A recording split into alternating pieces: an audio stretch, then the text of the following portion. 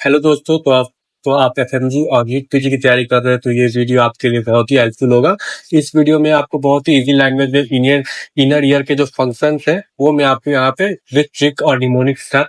तो सबसे पहले इनर ईयर टॉपिक है, पार्ट्स ऑफ इनर ईयर में सबसे पहला पार्ट कौन सा होता है? कॉक्लिया।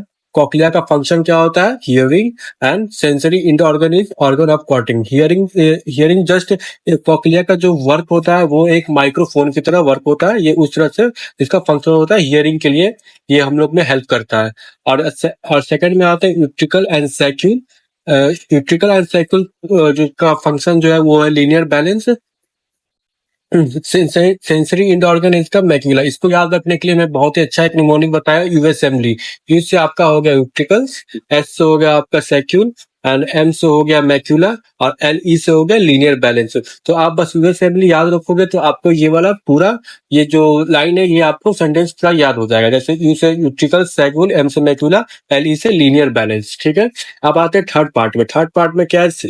अब थर्ड पार्ट में आते हैं semi circular canal. Semi circular canal का जो फंक्शन होता है वो है angular balance and sensory and in organ इसका क्या है?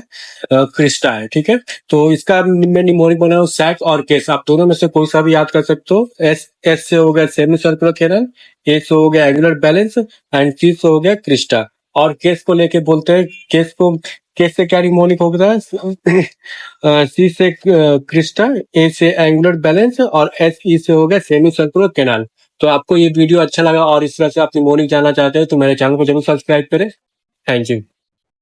और अगर पीवाईक्यू की बात करें तो सबसे पहले पीवाईक्यू में ये तो तीनों ही आ चुके हैं।